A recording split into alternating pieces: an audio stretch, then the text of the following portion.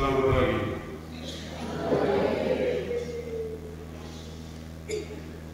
Kata Yesus, damai-Ku kutinggalkan bagimu, damai-Ku kuberikan kepadamu. Apa ada damai? Ada damai? Benar ini? Benar damai? Saya tidak yakin.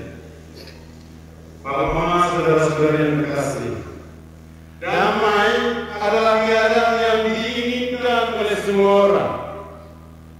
Semua orang membutuhkan kedamaian untuk kehidupan. Karena damai adalah kebutuhan yang paling dasar bagi kehidupan. Kebutuhan yang harus dimiliki oleh semua orang. Sama seperti sandang, papan, pangan. Kebutuhan akan pakaian, kebutuhan akan makan, dan kebutuhan akan tinggal. Bahkan kebutuhan damai ini menjadi paling dasar dari kebutuhan dasar tadi. Karena jika sudah damai, usaha untuk memenuhi kebutuhan paling dasar pasti akan berjalan baik. Dan jika keadaan tidak damai, manusia itu gelisah, tidak aman, itu dalam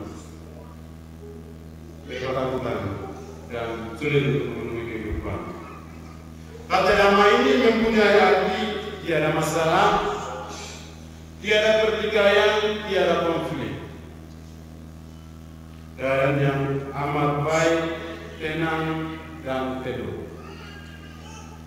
Dalam bacaan yang kita dengar tadi, menjelaskan bagaimana keadaan yang berkaitan dengan damai itu.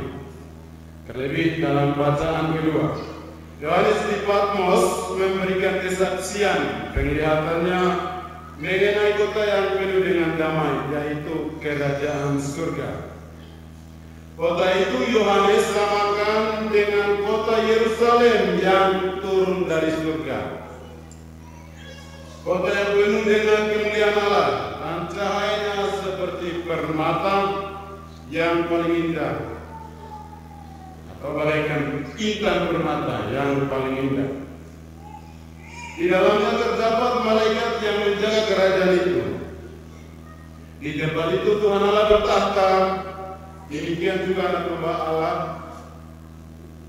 dan Allah sendiri yang menjadi cahaya untuk menggantikan matahari dan bulan. Keadaan ini merupakan keadaan yang paling ideal dan keadaan yang didambakan manusia. Karena di tempat itu terdapat damai, sukacita, tiada derita, tiada tangisan, tidak ada kekerasan, tidak ada pembunuhan, tidak ada kata sedih, tidak ada kata sakit, tidak ada kata benci, tidak ada kata marah, iri hati, dengki.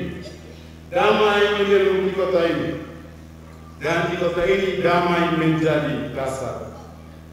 Dalam bacaan Injil, Yesus bersabda, damai sejahtera Aku tinggalkan bagimu, damai sejahtera Aku berikan kepadamu. Dan apa yang kuberikan kepadamu tidak seperti yang diberikan oleh dunia. Maka kamu jangan gelisah hati. Damai yang kita rindukan, damai yang kita harapkan, Yesus berikan kepada kita dengan cuma-cuma. Dia berikan kepada kita dengan istimewa. Dan kita tahu akan hal ini. Dan kita pahami betul bahwa Yesus telah menyerahkan damai-Nya itu kepada kita. Namun pertanyaannya, apakah damai itu benar-benar kita alami dalam hati kita? Apakah damai itu benar-benar kita rasakan? Apakah damai itu benar kita rasakan dalam keluarga? Atau apakah damai itu kita ciptakan baik-baik di rumah? Pesan untuk setiap pribadi kita dan keluarga-keluarga bahwa damai itu kita akan rasakan dan kita akan alami ketika kita menjalankan nama Yesus. Dalam bacaan Injil tadi Yesus menyampaikan, siapa yang mencintainya akan melaksanakan perintahnya. Dan perintah Yesus adalah perintah yang penuh dengan damai. Dan jika dilaksanakan dalam kehidupan, maka pasti akan ada damai. Perintah Yesus adalah perintah kasih. Saya teringat akan pepatah, di mana ada damai, di situ ada kasih. Di mana ada kasih, di situ ada damai. Namun itu tinggal pepatah.